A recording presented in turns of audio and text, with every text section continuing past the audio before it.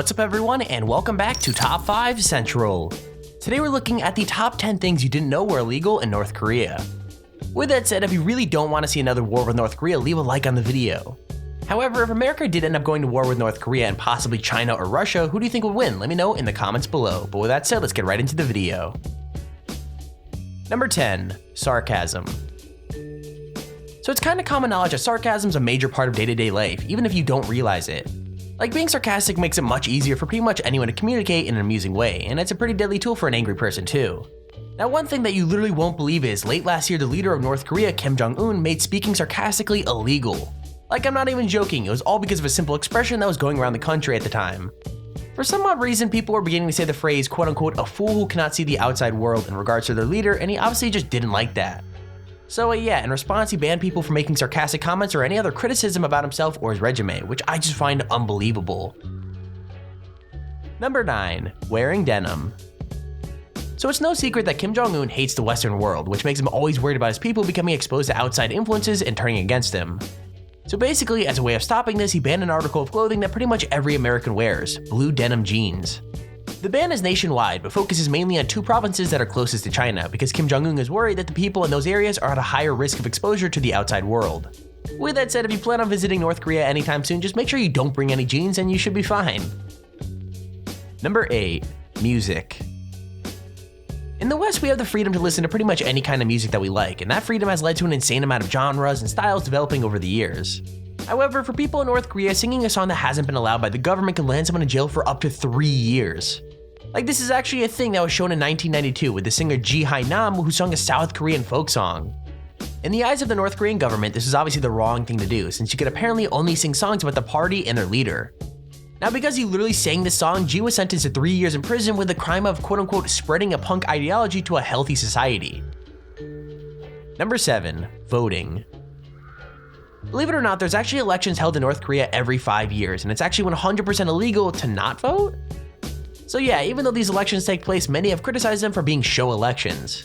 So to kind of give it a bit of backstory, if you vote against a candidate, you have to do it with a red pen right next to the ballot box, with no secrecy, which is nothing like the modern day elections we're used to.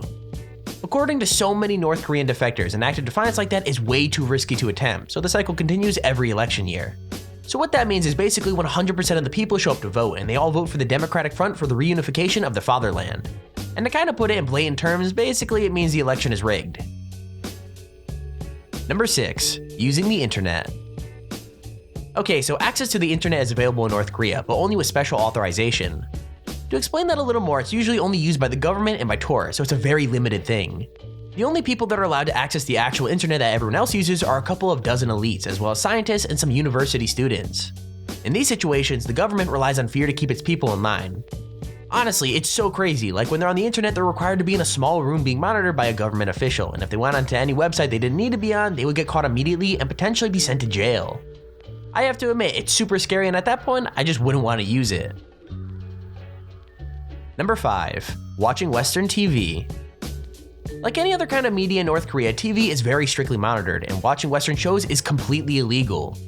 Instead, what North Korean television viewers are treated to is a constant stream of music and propaganda. Like, even officials from the state who have a ton of power aren't exempt from this rule, as in 2014, some officials were publicly executed for watching South Korean soap operas. I mean, I don't know, man, it just blows my mind that this kind of behavior is still tolerated in 2017. Number 4. Haircuts. Okay, so at this point it's obvious in North Korea everything is controlled, up to and including the haircuts that people wear. Like, in the West, haircuts are one of the many fashion choices that people could choose to do whatever they want with, but in North Korea there are a grand total of 28 different hairstyles that you can pick from. Men choose from 10 different variations on the classic short back and sides look, while women could choose from 18 styles that look as if they're straight from the 80s. Apparently, breaking this law could actually end you up in prison, which kind of gets me nervous, because what if your barber accidentally messed up? Like, would you get in trouble, or him? Number 3. Leaving the country. With all the horrible things that happen in North Korea, it's no surprise that people would want to leave. Now, those that do manage to get out of the country are called North Korean defectors, and it's a very illegal process. If a person's found trying to flee North Korea, they're either executed or sent to a labor camp for decades of unending work, which just ends up resulting in death anyways. Now, I've seen a few documentaries of people who've escaped, and I gotta say, if you haven't watched any, you should, because it'll literally blow your mind. Number 2. Driving.